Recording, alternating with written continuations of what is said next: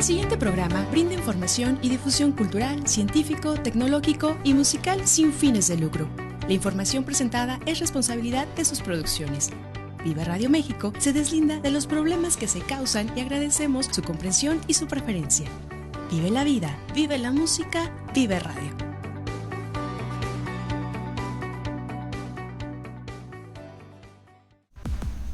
De los datos al dólar, de la nube al negocio.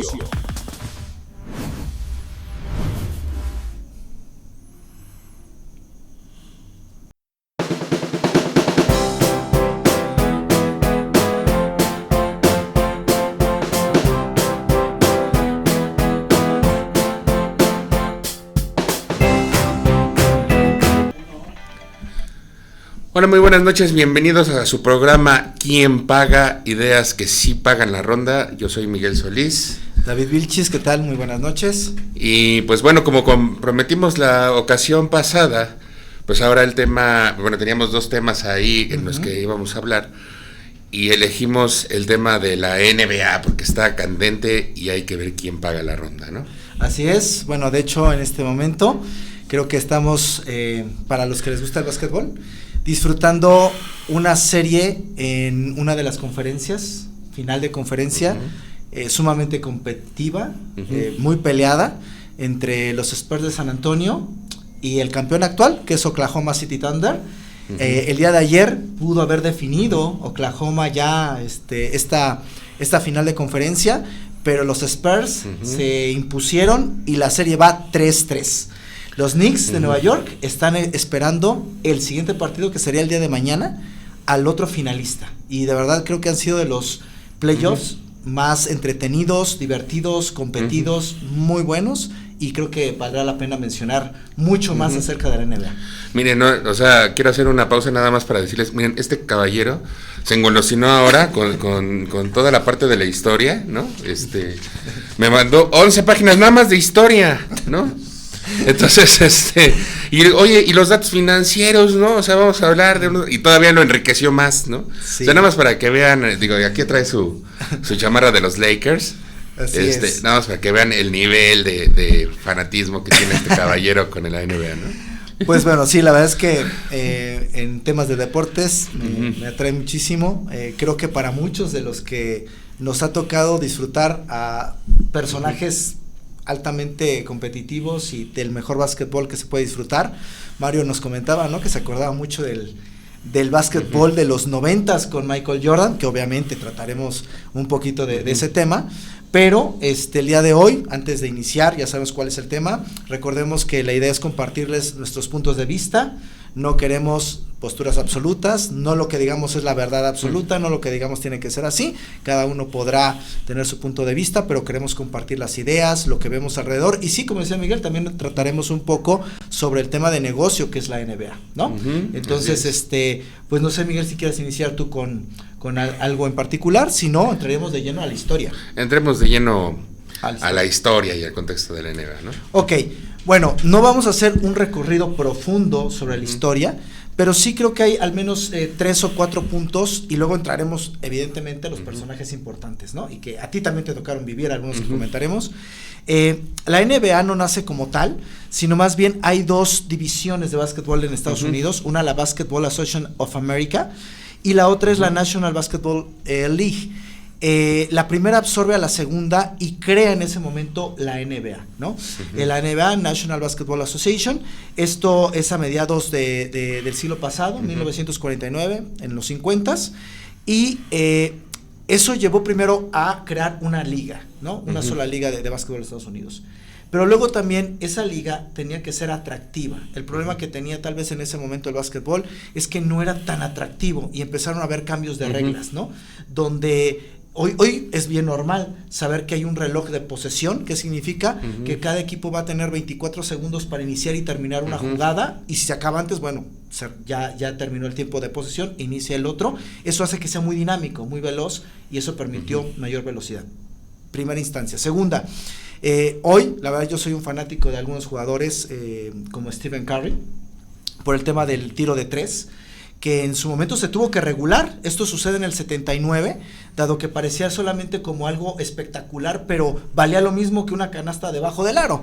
Se empezaron a profesionalizar, a ser más expertos en este tipo de tiros, a partir de que se establece este aro alrededor. Estas nuevas reglas. Así es. Y finalmente, algo que es indudablemente importante, atractivo, como en todos los deportes donde hay conjunto y competencias entre ellos, es las rivalidades históricas, ¿no? ¿Quién no ha escuchado? Digo, me gusta evidentemente los Lakers, los Celtics de Boston, que son los equipos más ganadores y son los que más han tenido enfrentamientos, pero ha habido otras en los últimos años, cuando estábamos hablando, y hablaremos de eso tal vez en su momento un poco más, cuando los Golden State Warriors se convierten en esa dinastía de la década pasada, muchas finales contra los Cavaliers, ¿no? Contra LeBron James. Esa rivalidad hace que sea muy atractivo el juego entre equipos, entre jugadores, y que tienen una característica muy importante. Regularmente cada equipo tiene una superestrella, ¿no? O una estrella o varias estrellas, lo que hace que los equipos en general sean competitivos, ¿no? Entonces esas rivalidades hacen muy atractivo este deporte. Y finalmente se le llama ráfaga por la velocidad a la que se juega, ¿no? Es un deporte muy rápido, requiere mucha condición. En segundos es cuando estás haciendo un tanto y luego pasa el otro equipo, y en otros tantos segundos otro tanto, ¿no? O sea, lo que comentabas sobre la regla de los 24 segundos, pues antes lo que hacían los equipos, o sea, eso fue una regla que lo convirtió en un deporte mucho más dinámico, porque lo que hacían muchas veces los equipos es que cuando iban ganando, muy similar al fútbol, cuando iban ganando, pues ya nada más se pasaban el balón y ya evitaban, ¿no?, que el rival anotara. Entonces eso hizo que se volviera un deporte muy aburrido, porque había incluso partidos en donde los tantos eran 19, 20, ¿no? Y ahora con esta nueva regla se hizo mucho más dinámico, por eso se le llama el deporte ráfaga, porque ahora sí ya vemos partidos con arriba de los 90 puntos. 100 puntos, de hecho, los partidos que más puntaje han alcanzado están arriba de los 140 puntos, ¿no? Y no es un juego de estrellas, que es a donde se puede dar más, ¿no? Pero en partidos normales llegan a ver esa cantidad de puntos, ¿no? Ok, bueno, insisto, no queríamos abordar tanto. Creo que la historia, y ese es un punto de vista particular, se entiende a veces mejor desde la perspectiva de los personajes que hacen esa historia. Que además ahí es parte de lo que hace que en México se empiece a ver el básquetbol, porque antes de la época de estas grandes figuras que empezaron, no era muy popular, o sea, no se veía mucho el básquetbol en México, ¿no? Era como un deporte muy aparte. Entonces, ahorita justo de lo que va a hablar David, de estas figuras, pues se convierte en algo mucho más popular a nivel, no solamente en México, sino a nivel mundial, se empieza a propagar el interés por la NBA. Así es. Hay una figura central de todos los que vamos a hablar. Yo creo que no podemos nunca, jamás quitar del radar a Michael Jordan. Y va a ser del primero que vamos a hablar. Michael Jordan, voy a mencionar algunos datos y la importancia que yo creo, y creo que tú también tendrás una perspectiva muy clara al respecto de esta figura, y luego pasaremos a otros jugadores. Primero, Michael Jordan es la franquicia a la que él llega y que hace un emblema, y aparte la convierte en una dinastía en los 80s, pues es Chicago Bulls, ¿no? 80s, 90s, más en los 90s que los 80s. Que antes de que él llegara no figuraba nunca en los partidos de las finales, en los playoffs, ¿no? Sí, no era muy competitivo el equipo, así es. Michael Jordan logra llegar a 6 finales, de las cuales todas fueron ganadas, teniendo momentos espectaculares en playoffs y en las finales. Se le considera el GOAT, ¿no? En este deporte. Hay quien lo discute, digo, cada quien su perspectiva, pero a mí, desde mi punto de vista, me parece que sí es el mejor jugador, no porque tenga las más grandes estadísticas, ya lo han superado en algunas, pero creo que lo hace sumamente valioso es el hecho de haber llegado a esas 6 finales y ganarlas, el cómo lo hizo, el 6-0, el liderazgo, y el impacto, y aquí es donde creo que es la diferencia. Antes de que él apareciera, creo que hay 2 elementos muy importantes. El primero, no había una figura global del básquetbol y él aparece, y sobre todo cuando se dan los Juegos Olímpicos, Ujú. en Francia lo ubican, lo identifican, saben quién es, y se convierte en una figura mundial, ¿no? Todos amaban a Jordan. Su majestad, ¿no? Su majestad. Y el otro es el cómo manejar una marca deportiva, y me refiero particularmente a las zapatillas, a los tenis. Hicieron de los tenis de Jordan también un emblema, un negocio que hasta hoy sigue brindando frutos. Eso no existía antes de él, ¿no? Incluso los que han visto o la película, o han escuchado documentales que hablan sobre Jordan, saben que Nike, tras cada partido, al utilizar colores que no era el blanco, el rojo y el negro, tenían que pagar una multa, y Nike prefería pagar la multa cada partido con tal de que se estuviera transmitiendo la imagen del zapato, porque estaba teniendo ventas extraordinarias, ¿no? Ahí podemos ver en pantalla, esos son los primer Jordan, y la verdad es que fueron un exitazo, ¿no? Que además, cabe mencionar que Nike era una marca importante, sí, pero no era líder del mercado hasta que logró hacer este convenio con Jordan, así es. ¿no? Y lo logró también un poco porque otra marca, no recuerdo cuál era la que no quería, o no, o bueno, sí quería, pero el trato no era tan atractivo, ¿no? Para él, sí, Para o sea, él. quien dominaba en ese momento podríamos decir que era Adidas, y también Converse, que eran los tenis que normalmente aparecían, ¿no? Ok, primera figura importante, podremos hacer todo un programa de Jordan, pero Sí, no se pues, trata sí. de eso. Eventualmente lo haremos. Es muy probable, Es muy sí. probable, sí. El segundo es el con el que se discute si está al nivel o ya superó a Jordan, que es LeBron James, King James.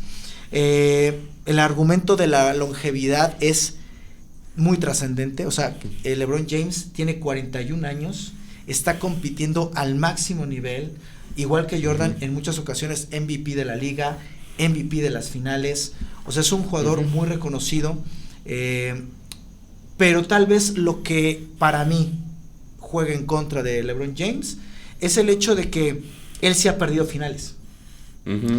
Ha ganado 4 anillos en 3 franquicias diferentes. Eso es algo que Jordan no logró, siempre lo hizo en su franquicia, ¿no? Claro. Pero, Y además duró mucho menos. por supuesto. Pero LeBron James en diferentes equipos siendo campeones, y que me parece muy importante, si no me equivoco, Cavaliers, Miami, y en los Lakers, como la imagen que estamos viendo ahí, en el equipo que actualmente se encuentra. Ya veremos si para la siguiente temporada continúa ahí, pero eso también es muy, muy relevante. Ha roto muchos récords que Jordan no logró romper, porque no tuvo una carrera, como tú dices, tan larga, ¿no? Tan longeva, pero que lo coloca también en una posición de mucho reconocimiento. O sea, creo que el aura que tiene Jordan como deportista es lo que para algunos como yo, y creo que para ti, lo colocan en una posición superior. Pero sí. LeBron James claramente es un competidor extraordinario, un gran deportista. Claro, no podemos dejar de reconocer no, para nada, lo que tiene. Es que además, parte del debate también es, Jordan no se retiró porque no tuviera nivel, ¿no? Se retiró por razones personales, ¿no? En su primer retiro. En su primer retiro. Y en el segundo, pues también fue una onda más de quiero retirarme en este punto y no quiero, no se quiso arriesgar, digamos, a que en el futuro pudiera no rendir al mismo nivel, ¿no? Sí, como tener ese recuerdo de que siempre estuvo en su prime. Ajá, ¿no? Entonces, cualquier cosa que digamos acerca de cuál es mejor en ese sentido es especulación, porque no sabemos cómo hubiera sido la carrera de Jordan si hubiera continuado. Yo creo que lo mejor que se puede hacer es como, bueno, perdón, a lo mejor voy a retomar algo de que hablamos en un programa anterior, y es Cristiano Ronaldo y Messi. Disfruta ver ese nivel competitivo, ese talento, igual de este lado, ¿no? Pasaremos a otros. Estos ya son un poquito más antiguos. Bueno, no, uno no tanto, pero hay dos que sí son muy antiguos y que a veces sacamos del radar, pero vamos a decir cosas importantes. Uno de ellos es Kareem Abdul-Jabbar, ¿no? Kareem Abdul-Jabbar dominó la década de los 70s y de los 80s. Fue 6 veces MVP de la liga, y él desarrolló un tiro que le consideran el tiro indefendible, que es el Skyhook.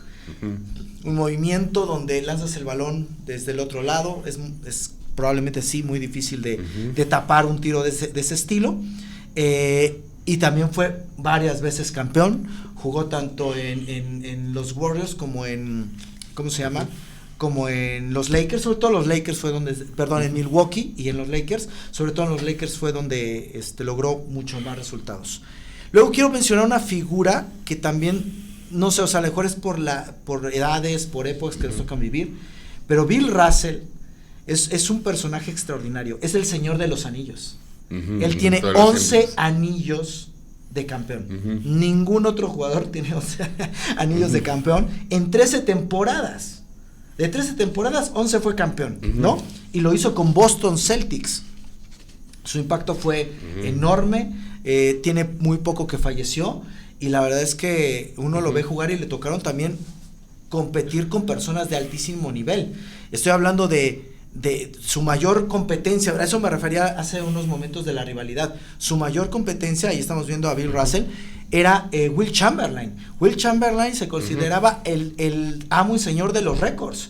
Si alguien ha escuchado alguna vez que alguien metió 100 puntos en un partido, se le reconoce y se le da ese honor, ese reconocimiento a Will Chamberlain. Pues Bill Russell compitió contra él y ganó 11 veces el anillo de la NBA.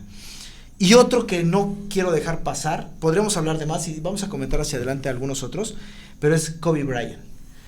Kobe Bryant, aparte de ser campeón también en 5 ocasiones campeón, sobre todo Lakers, su equipo de toda la vida, mucha gente lo reconoce por su mentalidad. De hecho, le llaman Mamba Mentality, ¿no?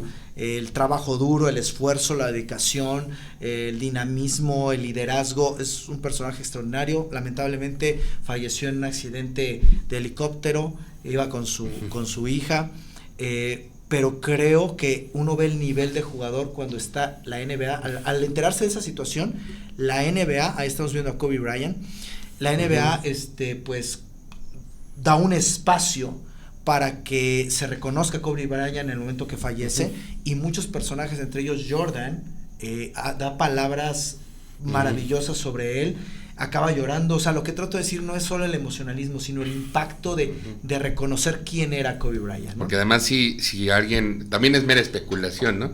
Pero que él estaba, digo, le tocó todavía, digo, ya en el final de la carrera de Jordan y empezando la de Kobe Bryant, pues les tocó ahí convivir un poco, pero pues, o sea, era como la figura que apuntaba a lograr algo muy similar a lo que logró Jordan. Le estaba dando la estafeta a Jordan, a Kobe Bryant. Era lo que parecía, ¿no? Así es. No, y de hecho, Kobe Bryant en algunos documentales mencionaba que él siempre lo vio como un hermano mayor a Jordan, ¿no? La verdad es que uno ve sus movimientos y él aceptaba que había muchas cosas que había aprendido de Jordan, ¿no? Entonces, la verdad, un grandísimo jugador, y habrá que mencionarlo como esas figuras tan extraordinarias. ¿Qué vamos a hablar ahora? Podríamos hablar de muchos otros jugadores, me queda claro, pero no daría tiempo, y vamos a lo mejor a mencionarlos a lo largo del programa por algunas cuestiones que vamos a hacer. Los equipos más ganadores de la NBA. Y es bien importante eso porque nos vamos a dar cuenta de la dimensión del poderío de ciertos equipos. A ver, hay 2 equipos que han dominado la NBA desde el 49 hasta la fecha, a lo largo de la historia. Los Boston Celtics, que ahorita comentaba que Bill Russell ganó 11 títulos en esos primeros años, con 18 campeonatos. Y uno atrás, Los Ángeles Lakers. Aquí sí, los dos por uno y los dos han tenido grandísimos jugadores. O sea, por ejemplo, en el caso de Boston Celtics, ya mencionamos a Bill Russell, 11 anillos y 8 seguidos. Nadie, o sea, hoy es impensable que un equipo pueda lograr eso, ¿no? En los 80s aparece otra figura enorme, digo, han tenido muchos grandes jugadores, pero la otra que es muy reconocida, Larry Bird, ¿no? Larry Bird menciona que en unos playoffs que se enfrentan a Jordan, que acaba ganando Boston Celtics, él dice, Dios se vistió de jugador de básquetbol y jugó contra nosotros, por el espectáculo que dio Jordan. Y en Los Ángeles Lakers también grandísimos jugadores, ahorita ya mencionamos a uno, a Kareem Abdul-Jabbar, pero tenemos a otro, que es Magic, ¿no? Magic en la época de los 80s, con ese espectáculo que era el Showtime, muy reconocido en su momento, junto con Kareem Abdul-Jabbar, y siendo un novato lograr grandes cosas, ¿no? Entonces, estas son las 2 grandes franquicias con más títulos. Luego tenemos dinastías modernas. Aquí, bueno, Chicago. No sé si tú quieras comentar algo sobre Chicago. Pues ya lo comentamos. Siempre fue un equipo que en realidad no había sido tan relevante en la liga, en la NBA, hasta que logran hacer el fichaje en el draft. O sea, directamente. Jordan nunca pasó por ningún otro equipo de básquetbol. Directamente durante su mejor época. Después regresó, me parece que una temporada con otro equipo, pero sí, realmente su prime fue en Chicago, en los Red Bulls, en los Bulls de Chicago. Uh-huh. Y durante esa temporada fue que sobresalió Chicago y dominó el deporte, ¿no? Me parece que la primera temporada en donde llega Jordan, llegan a los playoffs, creo que ahí no ganan, pero de ahí cuando llegan a las finales, o sea, sí, es cuando ya no se bajan de ahí. Cuando llegan a las finales ya nadie los quita de las finales. Ya nadie los quita de las finales. Se va Jordan y entonces desaparece Chicago un poco porque todavía la primera temporada donde él se retira por primera vez, quien toma el liderazgo es Pippen, y llegan también a playoffs. Pierden a un gran jugador que es Grant, que era el pivot estelar que había sido campeón con ellos. Lo pierden, él se va a Orlando Magic, se va a la magia de Orlando y ya no es igual en la segunda temporada donde está Jordan. De hecho, en esas 2 temporadas donde no está Jordan, pues emergen figuras así muy reconocidas en su momento, con las que cuando regresa Jordan, pues los vuelve a desaparecer, ¿no? Porque realmente no había alguien de ese nivel, ¿no? Chicago. Luego tenemos, yo particularmente, a raíz de la salida de Jordan, de que ya no figura Chicago Bulls, pierdo un poquito el seguimiento en su momento, pero cuando encuentro en 2012-2013 que aparece un joven llamado Stephen Curry en los Golden State Warriors y que han ganado 4 campeonatos desde ese momento hasta el último, si no me equivoco, en 2002, me llama la atención. Y esa es la otra dinastía enorme, 7 títulos por parte de los Golden State Warriors, ganados, por ejemplo, los últimos 4 anillos, 2015, 17, 18 y 22, donde tenían, vamos a decir, una dupla ofensiva muy importante con Stephen Curry y Klay Thompson, que son conocidos como los Splash Brothers, grandes tiradores, y un jugador muy pensante, con IQ altísimo para el básquetbol, que es Green, ¿no? Draymond Green. Y con ellos logran hacer este gran equipo. Y serían las dinastías más importantes. Hay otros equipos que han ganado 2, 3 títulos, pero como dinastías y equipos ganadores, no hay otros tan que lo han hecho tanto, ¿no? Ahora vamos a pasar a otro tema que también es importante dentro del básquetbol, y aquí pues sí, tus sensaciones deben ser lo más interesante. Los Juegos Olímpicos. Los Juegos Olímpicos no tenían profesionales hasta que Estados Unidos se da cuenta que ya no domina el básquetbol de los Juegos Olímpicos y deciden que para el 92 tomarán jugadores de la NBA y participen en esos Juegos Olímpicos. Bueno, ahí fue un poco motivado también. Bueno, Estados Unidos metió su cuchara, ¿no? Porque la regla es de los Juegos Olímpicos, no es que los países decidieran no enviar profesionales, pero para Barcelona 92 les abrieron la puerta para que en ciertos deportes pudieran enviar equipos profesionales, y casualmente en el 92, donde sabían que tenían un equipo poderoso, fue que aceptaron a meter profesionales en el básquetbol precisamente, ¿no? Bueno, es que también en los Juegos Olímpicos anteriores ya no tenía el dominio de Estados Unidos, habían perdido y decidieron que era el momento de demostrar realmente el poderío del básquetbol norteamericano, ¿no? Y es que también hay países, independientemente de que el básquetbol sea un equipo muy poderoso, también hay países que durante los Juegos Olímpicos, o sea, y hasta la fecha, son protagonistas, ¿no? O sea, como Argentina, como España, que también tienen unas ligas de básquetbol bastante fuertes, y pues bueno, precisamente porque Estados Unidos pues siempre ha sido un país muy competitivo y La NBA, de hecho, tiene uno de los, es la segunda liga más importante en Estados Unidos después de la NFL. En dinero. En dinero, o sea, económicamente genera poquito menos, bueno, o sea, la NFL genera mucho dinero, pero sí, es el segundo. Billions y creo que 18 billions en la NBA. Entonces, por eso querían demostrarlo y además sabían que lo que tenían en sus equipos profesionales, ¿no? Así es.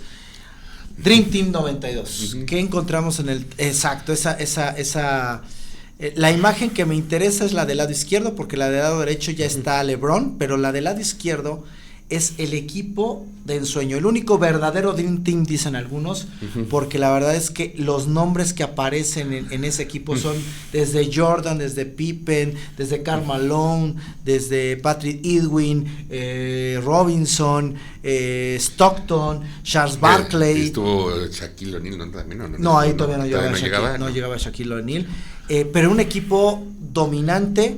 A los equipos los destrozaron, les ganaban por 48 puntos promedio. Hay una historia muy interesante, no sé si la han escuchado, donde va a iniciar un partido de estos del Dream Team contra alguna de las selecciones, y todos los jugadores de la otra selección van a pedirle autógrafos al Dream Team. Sí, no voy a jugar contra ti, o sea, pero quiero tu autógrafo, ¿no? Entonces... No es vergüenza perder ante el mejor. No, por supuesto que no. Sí.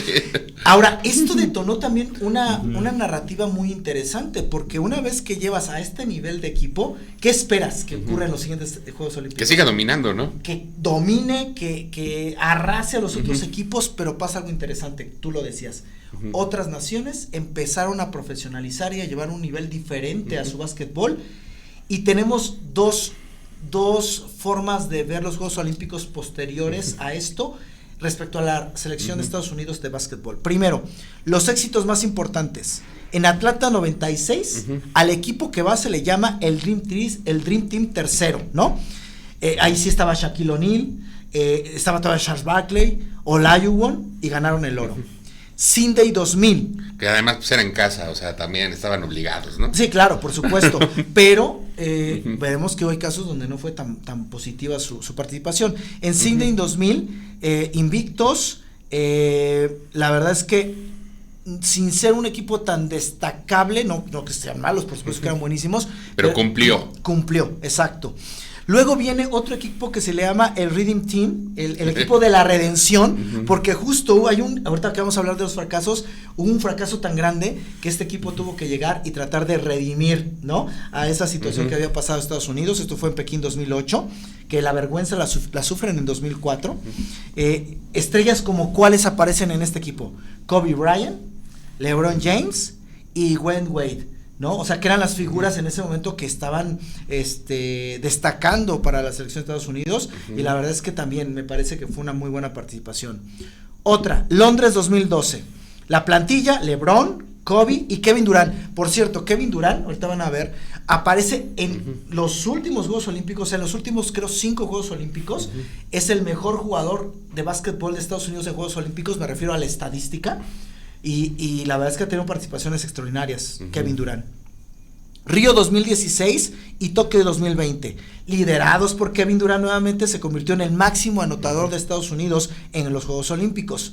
Aunque hubo bajas, ellos mantuvieron en pie la dinastía, ¿no? París 2024, tiene poquito que sucedió, lo disfruté muchísimo, porque a le llaman los Avengers, los Vengadores. ¿Qué características tienen? Primero, no son tan jóvenes, es un equipo realmente de una edad promedio alta, ¿no? Porque estamos hablando de jugadores donde está LeBron James, Stephen Curry, Kevin Durant, y podemos mencionar algunos otros, pero se dan cuenta, la base son jugadores que ya tienen más de 35 años, ¿no? O 35 o más de 35, y logran mantener ese liderato, enfrentándose en la final a una selección que hoy su jugador más representativo justamente está en los Spurs de San Antonio jugando la final de conferencia, ¿no? Que es Víctor Wembanyama. Grandes fracasos, que aquí es donde uno se puede meter mucho más, ¿no? Los éxitos como sea, los aplaudes y todo. Grandes fracasos. Atenas 2004, llamado Pesadilla Team, ¿no? El fracaso, el Nightmare Team. Terrible, ¿no? El fracaso más grande de la historia. Llevan un equipo muy joven. ahí aparece LeBron James, fíjense, o sea, así como ha estado en las malas y en las buenas, también ha estado en las malas LeBron. Está Carl Anthony, y Wayne Wade, ¿no? No había tiradores de química, no es un equipo que fuera lo que se esperaba para lo que es Estados Unidos. Otro gran fracaso, la generación dorada de Argentina frente a Estados Unidos. ¿Qué pasa con esta generación? Seguramente han escuchado de Manu Ginóbili, de Luis Escolá y de Niochili. Ellos son jugadores de Argentina que logran campeonar en ese momento y que entre las patas se llevan a Estados Unidos. Entonces, un fracaso enorme, ¿no? En fin, esto me parece muy importante porque la historia nos está diciendo que a pesar de que Estados Unidos como selección domina los Juegos Olímpicos, hoy día hay selecciones, jugadores, equipos que ya compiten a un altísimo nivel y que pueden en determinado momento, y lo vamos a ver un poco más adelante, dominar incluso en la NBA, en la propia Liga de Estados Unidos, ¿no? Tal vez a veces no volteamos, y eso me llevaría a mencionar eso de otras ligas. Las otras ligas, por ejemplo, el Eurobasket. Las ligas de Europa, me parece, son muy importantes mencionar, porque se han desarrollado muy bien. Hoy sabemos que, por ejemplo, solo por dar un ejemplo, el Real Madrid, que tiene su equipo de fútbol, tiene su equipo de básquetbol, y uno de los mejores jugadores que hay en la liga hoy por hoy de la NBA, y que muchos creen, y yo creo que, y yo estoy de acuerdo, yo también lo creo, que va a llegar a ser MVP y que puede llegar a ser campeón, hoy todavía no lo es, y que llega ahorita está en los Lakers, nace en el Real Madrid, nace en el básquetbol europeo. Cantera, sí, en el básquetbol europeo, ¿no? Luka Doncic es el jugador, ¿no? Entonces, bueno, eso es lo primero. Lo segundo es, estoy hablando del momento actual, pero hay otros jugadores que han tenido mucho peso, que tampoco es que sea tanto tiempo atrás, pero fue considerado el mejor, o es considerado hasta el momento el mejor jugador europeo en la NBA, Dirk Nowitzki, alemán. Muchos consideran, él fue MVP en el 2007, él perteneció a Dallas Mavericks, y consideran que el título que gana Dallas Mavericks con él es el título que más difícil fue lograr de todos los títulos que otros equipos han ganado, porque no tenía un super equipo. Él era el mejor jugador y se enfrentó a los mejores jugadores de su momento. Por ejemplo, se enfrentó a Miami Heat en playoffs, donde tenías a LeBron, a Bosh y a Wayne Wade, que posteriormente fueron campeones. Pero se enfrenta a ese tipo de equipos y gana. Un extraordinario jugador, ¿no? Otro, Paul Gasol, campeón también con los Lakers y aparte con la selección española, un grandísimo jugador. Tony Parker, Francia, él fue campeón en la NBA, en ese, no mencionamos esa dinastía tal vez porque no suena tanto, pero me parece digno de comentar, la dinastía que forjan los Spurs de San Antonio, con Duncan, con Robinson, con Parker, con Ginóbili, 5 títulos, ¿no? Pero el jugador ahí europeo pues es Tony Parker y destaca de manera muy importante, ¿no? Y pues bueno, vamos a hacer una pequeña pausa, porque ya nos fuimos de pinza con el tiempo. Sí. Vamos a hacer una pequeña pausa y regresamos para continuar hablando de la NBA. ¿Quién paga? Ideas que sí pagan la ronda.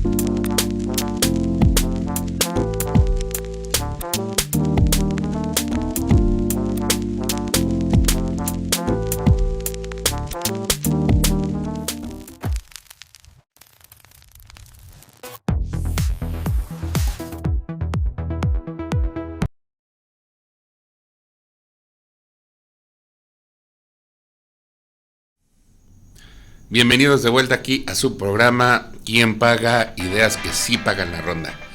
Hoy estamos hablando de la NBA y ahora vamos a pasar al segundo bloque del programa para que hablemos un poco más de las estrategias y de los números, ¿no? Así es.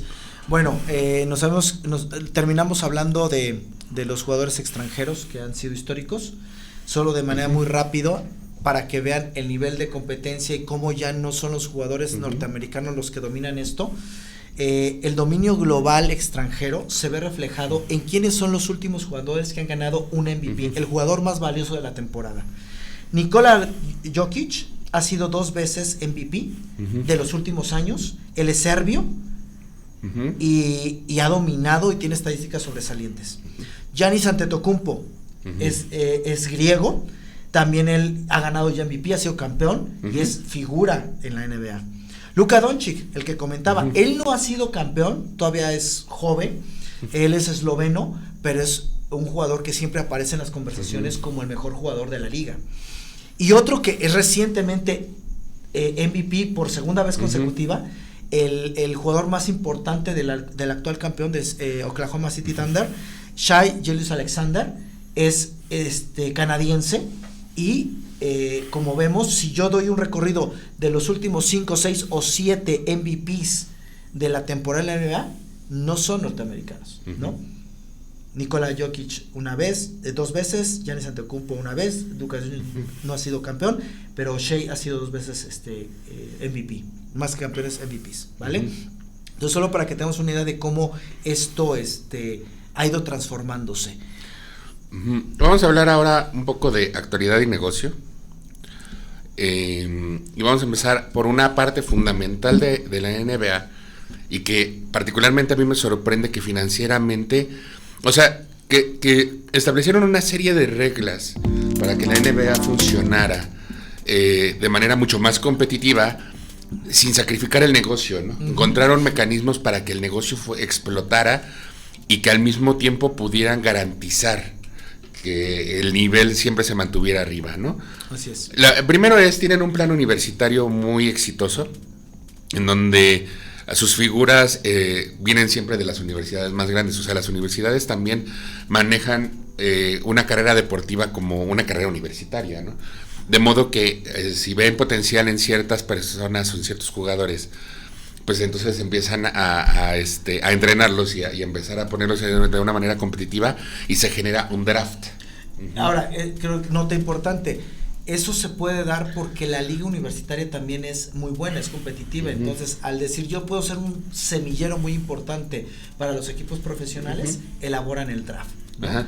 Que es, digamos, la Liga B, ¿no? La Liga B del básquetbol, pero es universitaria. Y tiene el respaldo de tanto de los mayores equipos de la NBA y de la NBA misma, ¿no? Así es. ¿Qué medidas, y esas son las que vamos a conversar, qué medidas nos parecen atractivas, interesantes y que le han dado a este deporte, que incluso en algunos casos como la NFL tiene cosas similares y que los hacen muy competitivas? Tope salarial, el salary cap y el impuesto de lujo. ¿Qué significa eso? Significa que hay un monto asignado a cada equipo y con ese dinero cada equipo tiene que formar el mejor equipo competitivo que pueda, ¿no?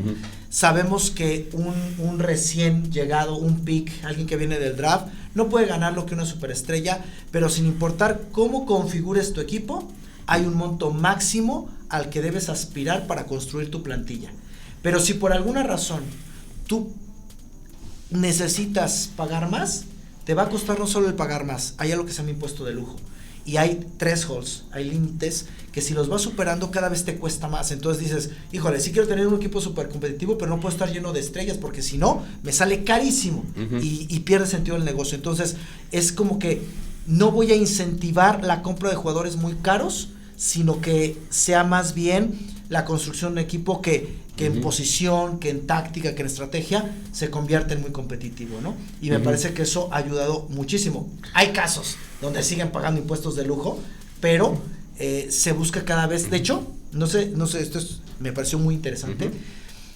Entre los premios que da la NBA, aparte del mejor jugador, el rookie del año, el mejor entrenador, hay uno que es como el mejor directivo por los movimientos estratégicos que hace y que logra que con esos movimientos la franquicia se vuelva muy ganadora, a pesar de que no tienen las figuras y no gastan tanto dinero. Así es. Claro, ¿no? Y eso también, buscan garantizar que el equipo ganador sea el que tenga más dinero, ¿no? O sea, ese es el objetivo de hacer este tipo de estrategias fiscales y económicas. Así es. La segunda idea muy importante que hay para hacerla competitiva, ya lo mencionabas, el tema del draft.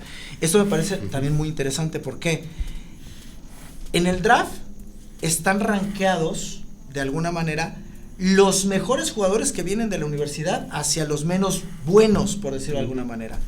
Estadísticamente, ¿no? O sea, y con pruebas. No solamente es que hizo muchos puntos, sino que entran a las pruebas y de acuerdo, les miden todo, les miden el salto vertical, la velocidad, les miden muchísimas cosas y de acuerdo a las pruebas y lo que traen ya de bagaje en universidad, forman un ranking. Así es. Y ese ranking cuando está el número 1, no es que cualquier equipo lo escoja.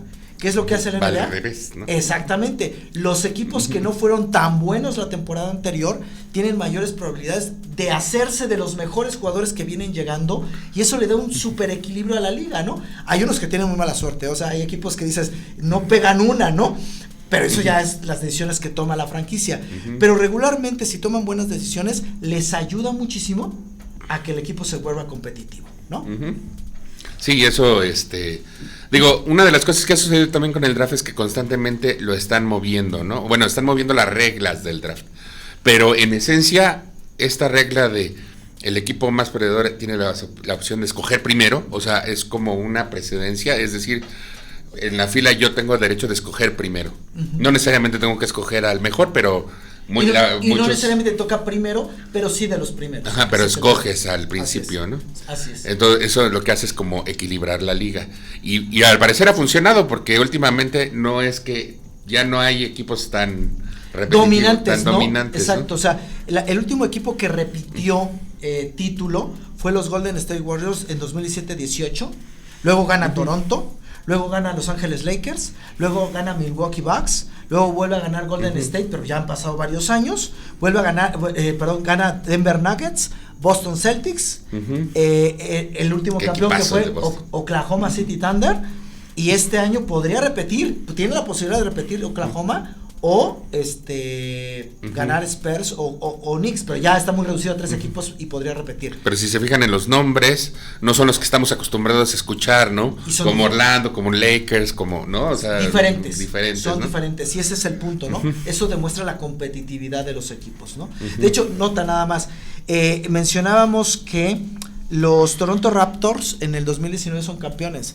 Los Toronto Raptors son de Canadá, juegan en Canadá, pero hay un equipo de la NBA ya y logran su primer campeonato, ¿no? Qué interesante que incluso ahora hay un equipo fuera de Estados Unidos fue campeón. ¿Y de qué federaciones? No, es de la NBA, o sea, pertenece a la NBA, pero juegan en Canadá porque es un equipo de Canadá, o sea, pertenece a la NBA, ¿no? Entonces, bueno, eso es una demostración de que efectivamente esto lo hace más competitivo. Otra cosa muy interesante, el reparto equitativo de utilidades. No estamos hablando de lo que viene por las entradas o los patrocinios. Nos referimos a que los contratos de televisoras se reparten exactamente igual entre los 30 equipos. ¿Por qué es importante eso? Pensemos en los Lakers, ¿no? En este equipo. Tiene tal vez el mercado más atractivo, el más grande, todo el mundo quiere ahí. ¿Y qué pasa si pienso en Oklahoma City Thunder? Que es un pueblo pequeño, una ciudad pequeña que no llama mucho la atención, pero ya fue campeona. ¿Por qué? Porque les reparten la misma cantidad de utilidades a todos los equipos. Ya sí, por otros motivos, captan otros recursos, eso es otra cosa, pero trata de ser muy equilibrado también en ese sentido, ¿no? Por lo menos en el dinero que la NBA administra. Así es. Y el último, que también lo hace muy competitivo, son los contratos maximizados y restricciones de agentes libres. ¿Qué significa esto? Bueno, solo quiero dar un par de ejemplos porque si no podríamos también ahí profundizar mucho. Un jugador que cumple con ciertos requisitos, acaba de llegar, es alguien que acaba de ser drafteado, cumple con ciertos requisitos por los primeros 2-3 años, logra ciertos objetivos que le establece, llega un momento en esos primeros 3, 4, 5 años donde la franquicia está obligada por los resultados y por lo que ha conseguido que le pusieron como metas a este jugador, el contrato máximo. Si venía ganando $2 millones, ahora le tengo que ofrecer 20.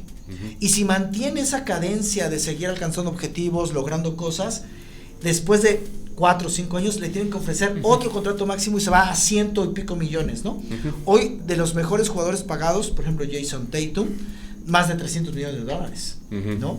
Por 5 temporadas, 6 temporadas. O sea, tratan de reconocer, y eso es lo que hace que los equipos que han ido siendo exitosos, porque que un jugador logre cosas implica que está en juego de estrellas, que gana partidos, que hace muchas cosas, se va haciendo más poderoso el equipo porque tiene un mejor jugador, pero significa que a veces tiene menos capacidad para ofrecer dinero a otros jugadores. Entonces, y los otros equipos que no están logrando eso tienen mayor capacidad económica para atraer talentos ya probados, comprar jugadores o ir desarrollando alguno y en algún momento ofrecerle un contrato muy atractivo, ¿no? Y eso hacia arriba y hacia abajo. Claro. ¿No? Y pues bueno, vamos a hablar rápidamente, sin entrar mucho a detalles de la tecnología que se aplica en la NBA, porque es un poco repetitiva. Si ustedes vieron el programa del Mundial, ¿por qué es así? Porque primero se implementó en los deportes americanos, como en la NFL, como en la NBA, y durante muchos años tuvo la FIFA mucha resistencia y las federaciones de fútbol para implementar estas tecnologías, pero primero se implementaron en estas ligas.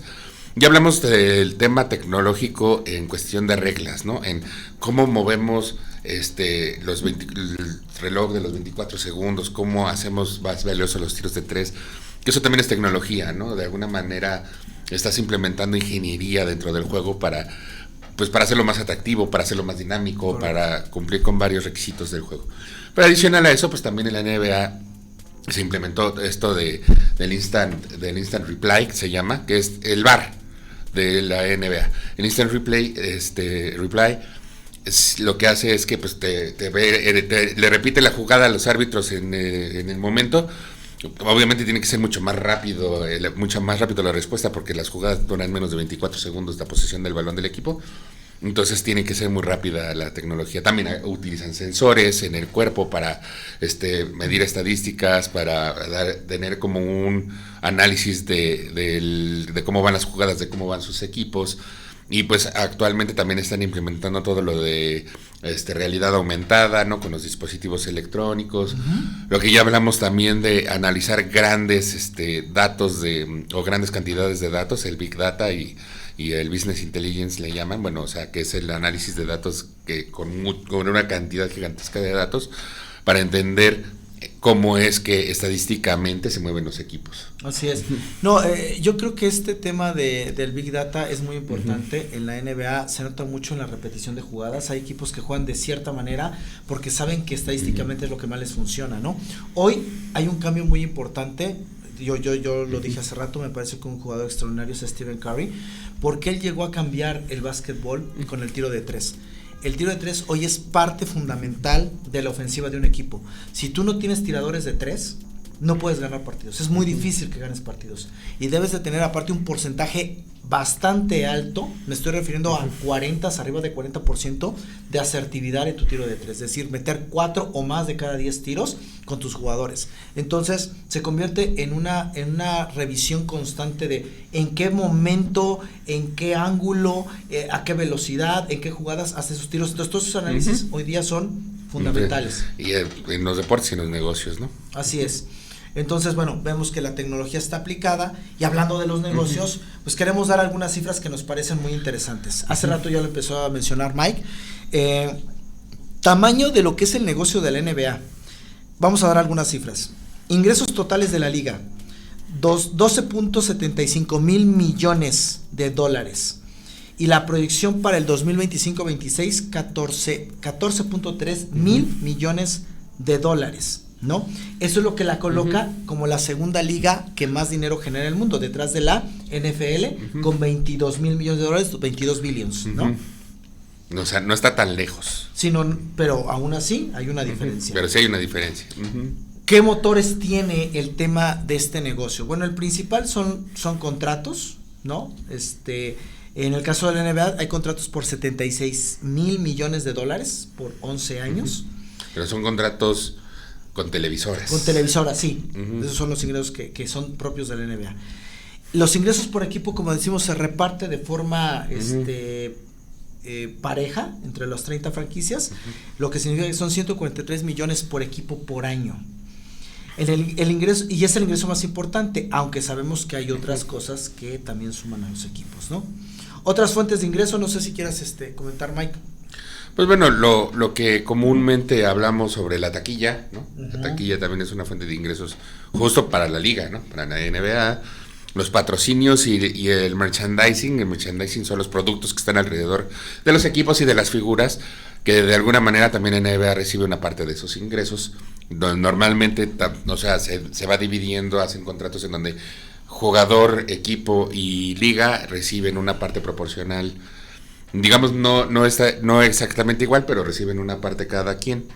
El mercado internacional también es muy importante porque la NBA, igual que la NFL, pues tiene interés en muchos países del mundo, sobre todo México, China y Europa. Sobre Europa ya hablamos de la Liga Europea que tiene, o sea, que es entre países. Entonces eso también despierta mucho interés y eso genera ingresos.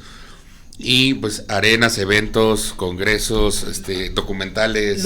Bueno, es que los estadios, por ejemplo, también ahorita no mencionamos, pero la tecnología que se ha metido en los estadios, por ejemplo, en el estadio, si no me equivoco, el último que se levantó, se construyó fue el de los Clippers. Es impresionante la pantalla giratoria. Evidentemente no se utiliza solo para el básquetbol, de repente se utiliza para eventos, para conciertos, o sea, hay muchas otras cosas alrededor, ¿verdad? que generan ingresos, ¿no? Valor de los equipos, de cada franquicia. Valor promedio de cada equipo. Esto no tiene que ver con los ingresos. Es cómo se evalúa como cualquier otra marca. Valor promedio, 5.4 mil millones. ¿Cuáles son los? A veces es el promedio, pero hay equipos que desde la perspectiva de un inversionista o del mercado valen más que otros. El de mayor valor, Golden State Warriors, con 11 billions de dólares como valor, ¿no? Luego detrás tenemos a los Lakers. Seguramente, pues, sí, no podía estar atrás con 10 billions. Y luego están los Knicks de Nueva York con 9.7 billions. Ahora, hoy día, quien está en la final son los Knicks, ¿no? Entonces, ese tipo de cosas hace que aumente el valor. Así es. Es que además, el valor no solamente tiene que ver con qué tanto gana un equipo, sino su afición, qué tan popular, el mercado, ¿no? Entonces, eso también lo hace atractivo. Pues es igual que valorar una joya, ¿no? O sea, no tiene un valor intrínseco en dólares, pero también quién la hizo, qué artesano, todo. Lo mismo sucede con los equipos, ¿no? Así es. Factores claves de crecimiento, o sea, para hablar de todos estos números, tenemos que hablar de la globalización. O sea, esto no solo es en Estados Unidos, ya lo dijimos, desde que Jordan aparece en escena en el 92, esto se globaliza, en muchas partes del mundo se practica, se compran artículos, muchas personas están esperando a que partidos de la NBA lleguen a su país. Por ejemplo, en México se juegan algunos partidos, en Europa se van a jugar otros partidos, y si no me equivoco, en Asia ya el siguiente año se van a empezar a jugar partidos de la NBA, no muchos, pero 2 o 3 partidos se empiezan a jugar, y súper atractivo para el aficionado, ¿no? Redes sociales y contenido, eso me parece también maravilloso. A lo mejor van a decir, cuate está enamorado de Jordan, pero es que Jordan no tenía redes, o sea, en su momento no existía eso, hoy sí hay, y obviamente tienes una exposición mucho más grande, pero él sin eso lograba acaparar multitudes, ¿no? Claro. Estrellas globales, personas que son reconocidas justo por esa tecnología y esa globalización, como LeBron James, como Stephen Curry, como Kevin Durant.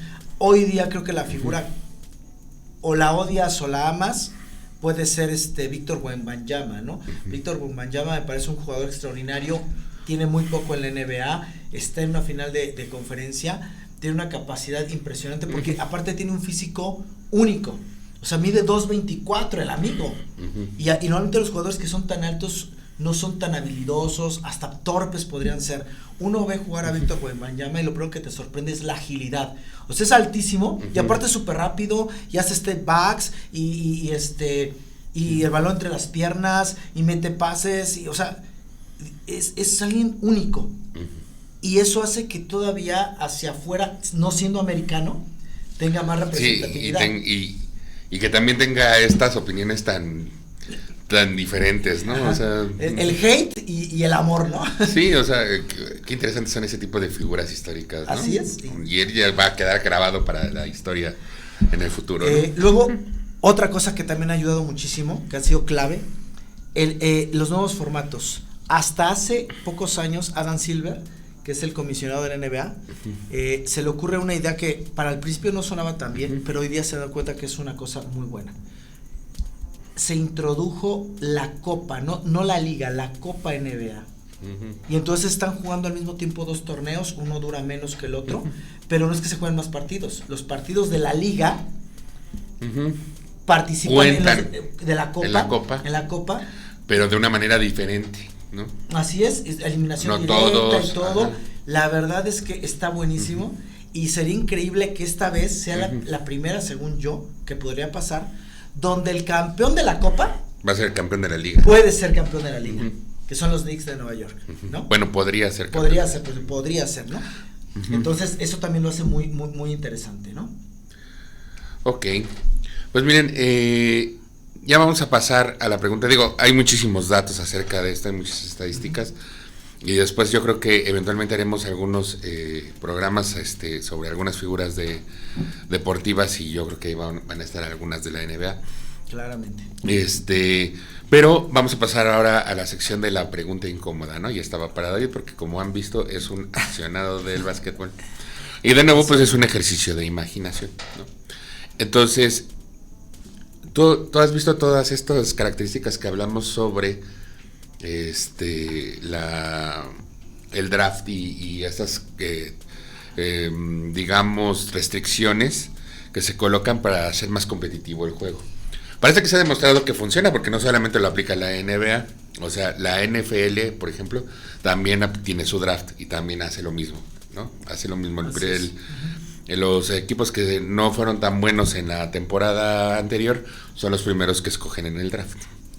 Entonces, ¿tú crees que el fútbol se beneficiaría, u otros deportes se beneficiarían y se volverían más competitivos si aplicaran este tipo de medidas? Ok, cuando hablamos del fútbol hace 2 programas, mencionábamos que hay ligas como la inglesa que están aplicando de cierta manera, o si no es de manera igual, este tipo de políticas, ¿no? El tope salarial sí me parece muy importante, porque lo que evita es que alguien que tiene muchísimo dinero haga un super equipo y no haya quien le compita. Entonces me parece que de entrada, no porque yo lo diga, sino porque hay países que ya hacen ese tipo de cosas, demuestra que sí. Que funciona. La liga inglesa es altamente competitiva, justo por eso, ¿no? A pesar de que sí hay super equipos, pero te están pagando también impuestos, porque es muchísimo dinero lo que tienen puestos ahí en el equipo, ¿no? Eso me parece muy importante, sí, creo que funcionaría. Pensemos en una liga como la de México, donde hay claramente equipos que son muy poderosos, y a pesar de que son poderosos y pueden hacer muchas compras, no siempre les va bien, les puede ir muy bien regularmente, pero no siempre. Primero. Segundo, me parece que hay algo en lo que en otros deportes debería hacerse, pero es difícil hacerlo, como que el tema del draft. El tema del draft funciona en Estados Unidos porque tienes un semillero a través de las universidades. ¿Qué significa eso? Que si intentas implementar esto en otros países donde no tienes la infraestructura de universidades para generar esos jugadores, pues es imposible pensarlo. Pero obviamente voy a pensar en un caso específico. Si han escuchado de Dennis Rodman, yo creo que quien no ha escuchado vive en otro planeta, pero Dennis Rodman tiene una historia donde viene de situaciones complicadas de familia, económicas muy difíciles, y lo único que le brindó la posibilidad de salir de ahí fue el deporte. Eso sí que significa que en países donde la universidad no tiene el enfoque que se necesita para esto, está también echando a la basura el gran potencial de esos jugadores que salen de esa situación difícil. Ven en el deporte una gran posibilidad. Y como él, podríamos hablar de Dr. J, que si no lo conocen, búsquenlo. Él era el ídolo de Jordan, ¿no? Kevin Durant, hay un lugar en Estados Unidos que se llama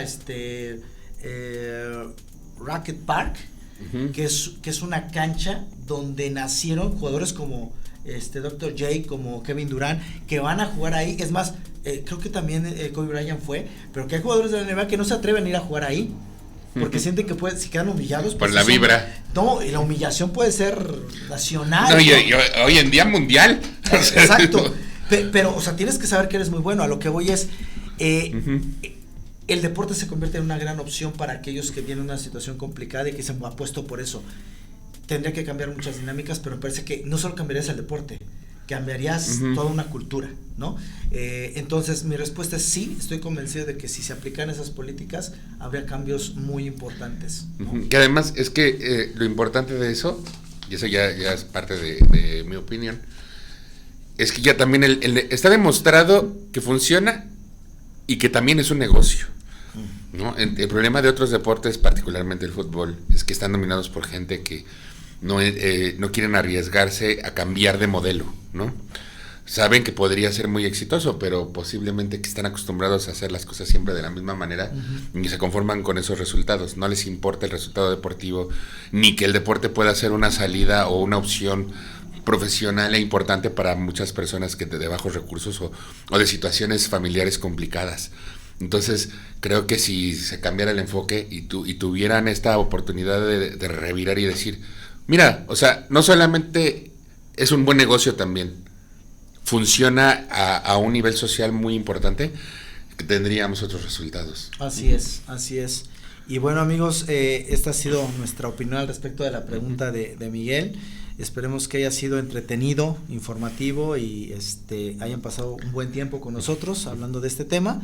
Les agradecemos. Y pues la próxima semana ahora sí va a ser sorpresa, a menos que Miguel traiga un tema sobre la mesa, pero habíamos hablado también ya de algunos otros temas. En fin, estaremos comunicándoles evidentemente cuál será ese tema.